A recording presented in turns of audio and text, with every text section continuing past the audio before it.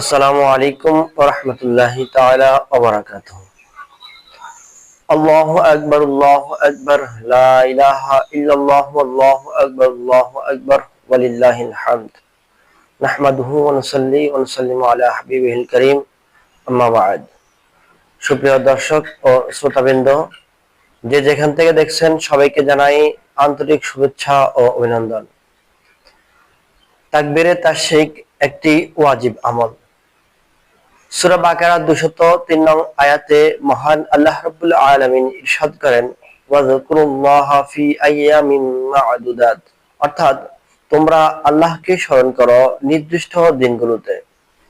ফতোয়ায়ে শামী, মুসনাদ ইবনে আবি শাইবা, বাদাউস সামায়ে সহ বিভিন্ন কিতাবের বর্ণনায় এসেছে 9 জিলহজ তথা আরাফার দিন ফজর হতে 13 জিলহজ আসর পর্যন্ত প্রত্যেক ফরজ নামাজের পর প্রত্যেক বালেগ পুরুষ নারী মুকিম মুসাফির গ্রামবাসী শহরবাসী জামাতের সঙ্গে নামাজ আদায় করুক অথবা একাকী নামাজ আদায় করুক, প্রত্যেকেই একবার তাকবীরে তাশরিক পাঠ করা ওয়াজিব।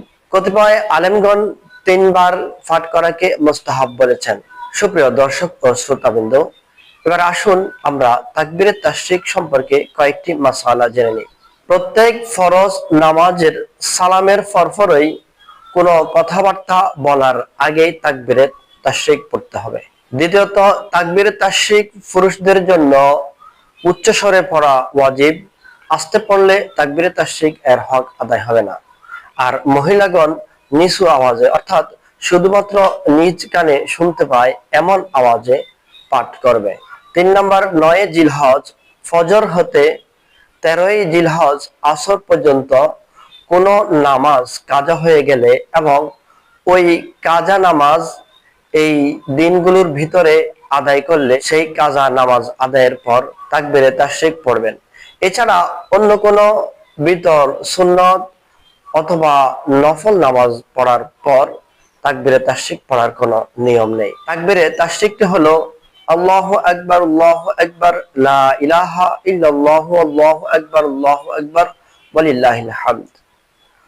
প্রিয় দর্শক ও শ্রোতাবৃন্দ, এই বছর বাংলাদেশে আমরা 9 জিলহজ তথা শুক্রবার ফজর নামাজ থেকে 13 জিলহজ তথা মঙ্গলবার আসর নামাজ পর্যন্ত তাকবীরে তাশরিক আদায় করব ইনশাআল্লাহ। আল্লাহ রাব্বুল আলামিন আমাদেরকে আমল করার তৌফিক দান করুক।